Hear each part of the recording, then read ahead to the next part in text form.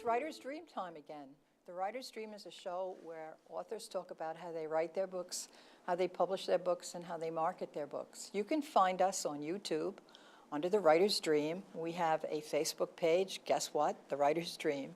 If you have a question for me or you have a request to be on the show, please contact me through the messaging on the Facebook page. Today we're going to do something a little bit different. Our guest today is Peter Ward, director of the Lindenhurst Library, and he's going to talk about a special project that he's doing through his library, because this is something that we really do not expect to see from libraries. So Peter, tell us about your project. Well, a few years ago, I had the great experience of meeting with John from the Long Island Author Group. And, John Cardone. And I had the, I thought it was great that we had so many independent writers out there writing either memoirs or fiction, being very creative. And I thought, well, libraries pretty much, from one to the other, basically have the same stuff on the shelf. James Patterson, bestsellers, this, that, commercial publishers. But what would really make our collection unique is to have the local independent writers work on our shelves. And again, that would add to the uniqueness of our collection. But to take it one step further, with the advent of YouTube and other social media, it was a great opportunity for libraries to talk to these writers and get a little bit more information about why they write, what they're writing about, and motivations and that sort of thing. And, over the years, I've interviewed quite a number of authors, and it's been fascinating. And to see how the independent or self-publishing community has developed, especially with the advent of services that they can now avail themselves of, editing and things of that sort, the quality of the work has improved significantly. Yes. So that's been very interesting to me.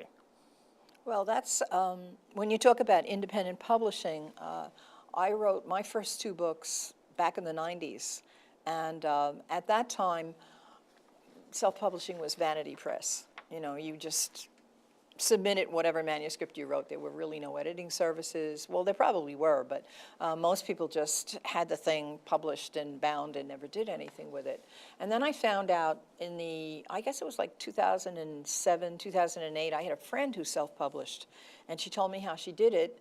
And I investigated the company that I eventually used and that she used, and you could see, yes, it was a completely different thing. They offered you editorial services of all kinds.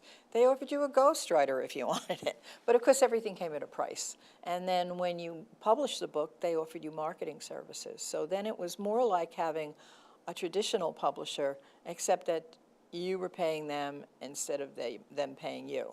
But actually, if you look into traditional publishing, unless you're Nelson DeMille or somebody like that, the money is not really, it's there, but there are caveats with it. You have to sell so many books. And so now, yeah, Long Island is paved with us indies. Well, that's one of the things, again, like I said, as a librarian, that has been most interesting to me, is that so many people now are engaging in the craft of writing. And you can't get better than that. And again, over the course of the last 10 years, I've read some very interesting work. And I'm an avid reader. And like I said, again, at the beginning, I'll be very truthful.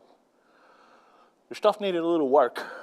Mm-hmm. But again, as publishers or self-publishers went from being vanity publishers, which basically all they did was basically print your book on tissue paper and give it to you for a price, mm-hmm. to publishers who are taking a real interest in their writers and offering an array of services.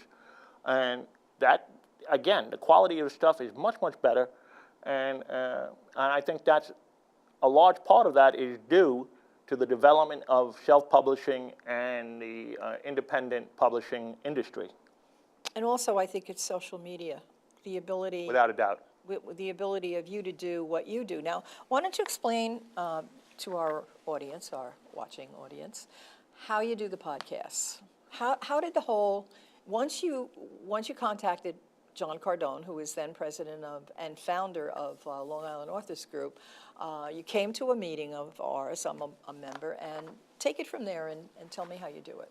Well, a person has a book, and they want to let people know about it. And I want to let, as a librarian, I want to let people know about it. And I'll be quite frank with you, Linda, that my interest is in the reader, not so much the author, but the reader.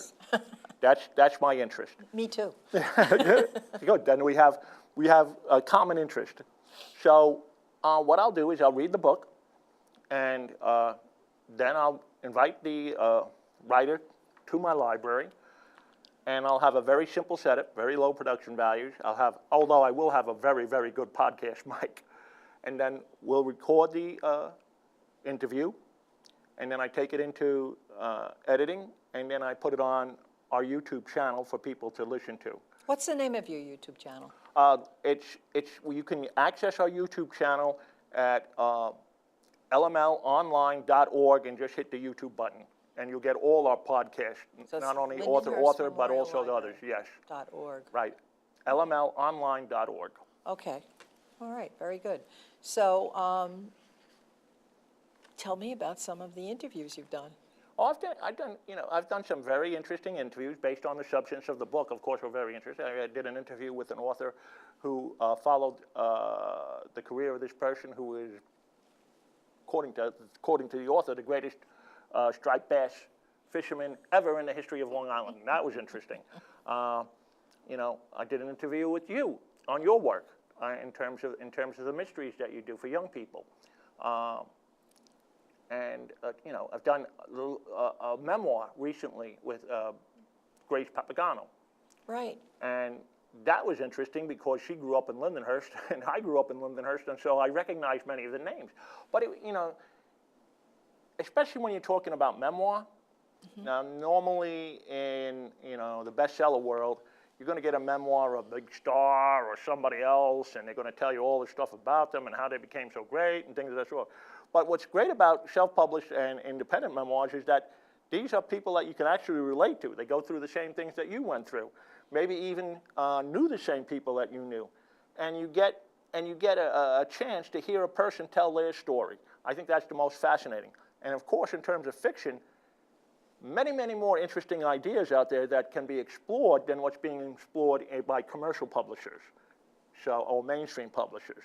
Mm-hmm. So, science fiction, fantasy, historical fiction, all ranges of genre fiction, but with that little creative twist that you're not going to get somewhere else. So that's the most interesting thing to me, because I think our readers that we serve in Lindenhurst would be engaged by that type of writing. And I also think that for a public library, a local public library, to say that you have an author who lived in Lindenhurst, wrote about Lindenhurst, this has got to bring readers in. And Long Island really does have a lot of, even just in Massapequa, I know 4 or 5 authors who live in my immediate area, and I don't live in any esoteric neighborhood. I live in a very middle-class neighborhood in Massapequa, but there are a lot of writers, and one would assume that you as the librarian can set up a program of local authors talking about Lindenhurst experiences that would be really very interesting to your readers. That's a way of attracting and drawing readers in. Well, exactly. That's where I go back to what I said in the beginning of the show, is that, up until the advent and the renaissance of self-publishing, libraries were pretty much, in terms of books and reading, limited to whatever the mainstream publishers, the big publishers, put out. Mm-hmm. And, it was one shade of this and another shade of that. And if you go to any public library, you're going to see the same stuff on the shelf. But, again, with local writers, you collect that material, you promote that material. Now you have a unique aspect to your collection. Mm-hmm. That only, unique. It's unique to you. Right. It's only what, it's material that only you have. And that, from a librarian's point of view, has to be exciting. Yeah, and I think, have you approached any other librarians on Long Island about doing mm-hmm. this? And, some are interested, some are not. Yeah, because it's another task, right? I think the time will come when more and more especially the generation coming up, will realize that, in this world that we live in, social media and everybody is connected digitally, electronically, and virtually, that to have something locally that's yours that you can share globally is going to be extremely relevant. And I think going back to the podcast that we do, that's fantastic. We take a local author, a local book, we record that, and then we share it globally. Yep. Because when that podcast goes out on YouTube or Facebook or any one of the other social media outlets, it becomes accessible globally. All right? And that's, to me, at least to me, and I know it'll be interesting to, again, the next generation of librarians coming up, what it's all about in libraries. Before, libraries were doing, what they were doing was collecting globally, this, that, the other thing, put it on your shelf and sharing locally. Now we're gonna flip that on its head. What we're gonna do is create locally and share globally. That's exciting. It is exciting. It's absolutely exciting. And the next step is really, you need to tell the globe where you are, how to access where you are. Well, that's the key. Yeah. That's the key. I mean, it's one thing to record the content, put the content on some type of social media outlet. It's another thing to get subscribers and people who will view the material. That's where the secret is. That's where the art comes in. And that's where you're going to see in the future where librarians are going to be YouTube managers. They're going to be Facebook managers. They're going to take their content that they created locally, share it globally, but also say, hey, to the people out there, hey, come look at our stuff. Yeah, it's always surprised me that every library has a newsletter. I get the newsletter from my library. That there isn't a section in the newsletter where you can access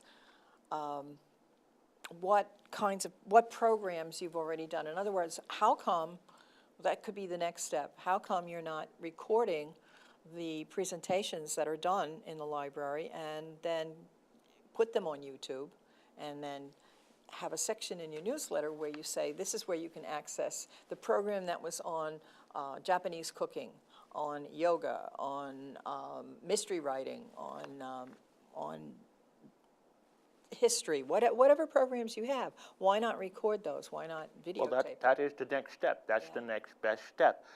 Again, in public libraries, especially in Suffolk County, the idea of creating and sharing original content is still in its at infancy. the infant stage. Yeah, sure. But in order to be even more relevant, public libraries are going to have to move further and further in that direction. And you'll see in a very short time, as this new generation comes up and realizing that content is king and that people are walking around now with smartphones that can take them around the world, okay? You don't have to go to the library anymore to find out what the capital of Hungary is. You're just talking to your smartphone, and your smartphone will tell you. So that makes it What is more, the capital of Hungary? Budapest. So anyway, what that makes so important to libraries is that they have to be relevant in a content-driven world.